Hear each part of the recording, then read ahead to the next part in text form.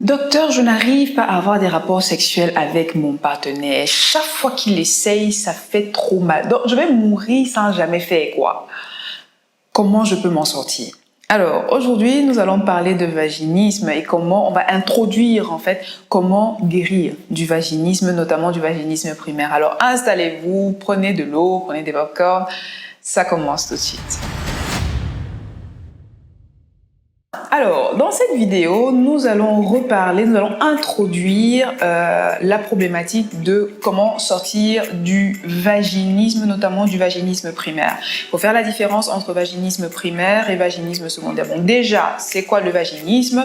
Le vaginisme, c'est une contraction involontaire des muscles du périnée qui rend la pénétration ou bien même l'examen gynécologique douloureux, difficile, voire impossible. J'avais déjà fait une vidéo sur le vaginisme, je vous remets le lien juste là. Si vous ne l'avez pas encore regardé, je vous invite à la regarder. Alors, vaginisme primaire, dans ce cas, c'est quoi? En général, les femmes qui souffrent de vaginisme primaire n'ont jamais eu de pénétration vaginale qui pourrait provoquer une dyspareunie, qui aurait provoqué... Bref, vaginisme primaire, jamais eu de pénétration. Vaginisme secondaire, souvent ce sont des femmes qui ont déjà subi une pénétration vaginale ou un examen gynécologique ou que sais-je, qui a provoqué des dyspareunies par la suite, des douleurs pendant des rapports parce qu'il y avait une lésion, parce qu'il y avait une infection, etc., etc. Et à la fin, fatalement, elles ont développé une sorte de vaginisme. Dans le cas d'aujourd'hui, nous allons parler principalement de vaginisme primaire et à la problématique comment parvenir à s'en sortir. Alors, pour pouvoir se sortir de la problématique de vaginisme primaire, une des premières étapes consiste à modifier l'image qu'on se fait de notre appareil génital en tant que femme, de l'appareil génital du voisin d'en face, de notre partenaire, et l'image qu'on se fait de la relation sexuelle à proprement parler. Je m'explique. Souvent, j'ai déjà eu à croiser des jeunes femmes, des jeunes filles, qui quand elles parlent de la relation sexuelle, elles font du genre berk. Ou alors elles se disent des trucs du genre il va m'injecter son truc là, mais il va verser son sale truc là sur moi. Donc tout de suite, le rapport sexuel c'est déjà quelque chose de dégueulasse, quelque chose de moche. Et donc, fort de ça, fatalement, le rapport sexuel va devenir quelque chose, il se peut que le rapport sexuel devienne un peu douloureux. Maintenant, toute l'éducation qui entretient un mythe autour de la sexualité contribue aussi à faire en sorte qu'on perçoive le rapport sexuel comme étant quelque chose de violent.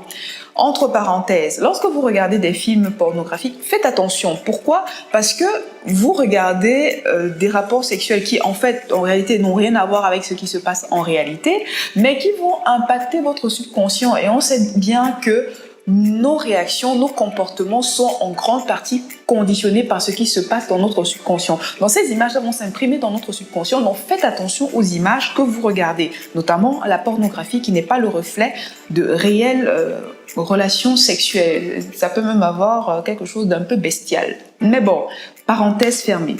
On peut également avoir ce trouble-là chez des femmes qui ont subi par exemple des excisions, des violences sexuelles de type excision qui font que c'est difficile pour elles d'envisager un rapport sexuel. Et quand bien même elles essayent, elles sont même avec quelqu'un pour qui elles ont des sentiments, mais finalement, c'est compliqué d'arriver à une pénétration vaginale parce que les muscles sont crispés, parce qu'il y a quelque chose qui se joue en arrière-plan. Alors, comment parvenir à sortir de ça? Premièrement, il faudrait parvenir à avoir une image claire et précise de notre propre appareil génital. Ça, c'est la base. Comment est-ce qu'on peut avoir une image claire et précise de son propre appareil génital? Je ne vous demande pas d'aller taper dans Google pour regarder vagin. Non, je ne parle pas du vagin qu'on trouve dans Google. Je parle de notre propre vagin. Et ça passe par quoi? Ça passe par l'observation. Ça passe par l'usage de ses sens, par le toucher. Regardez votre vulve, toucher, ça passe par le fait de se servir de son cerveau, de son imagination d'une certaine façon. Alors, je vais faire un gros disclaimer ici. Alors, messieurs, j'encourage les femmes à connaître leur corps. C'est plus facile pour vous de dire oui, mais les femmes vont se toucher, machin, c'est la masturbation. Non. Non, j'encourage les femmes à connaître leur corps parce que pour vous, c'est moins complexe. Votre appareil génital, vos organes génitaux, ils sont externes. Vous savez voir quand vous avez une érection ou pas du tout. Nombreuses sont les femmes qui ignorent même qu'elles aussi ont une érection au moment de l'excitation. Oui, les femmes aussi ont une érection.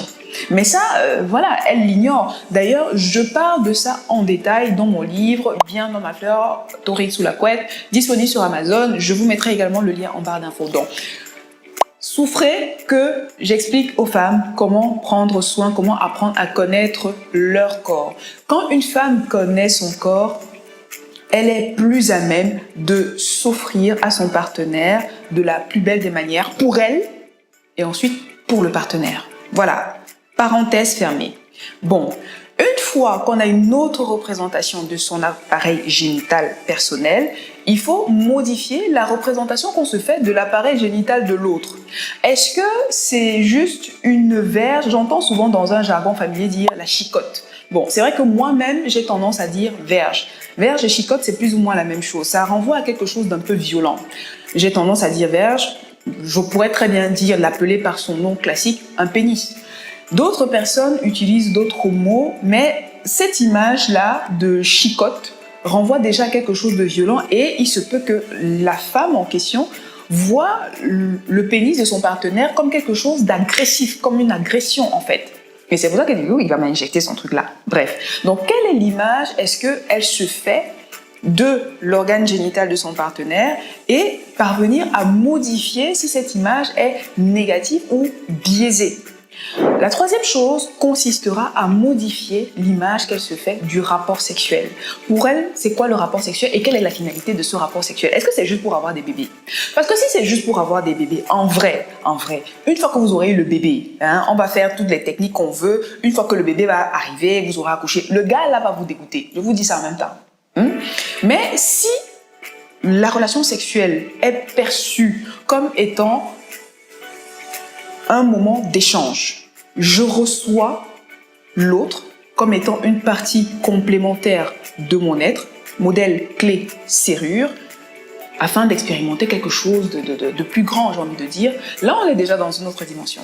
Donc, il s'agit de jouer sur les trois représentations modifiées. On ne parle pas encore de plaisir, on parle juste de gestion de la douleur. C'est la fin de la vidéo, dites-moi en commentaire si la vidéo vous a plu, likez, partagez-la à quelqu'un que ça pourrait aider. Si vous êtes reconnu, dites-moi aussi en commentaire, je suis curieuse de le savoir.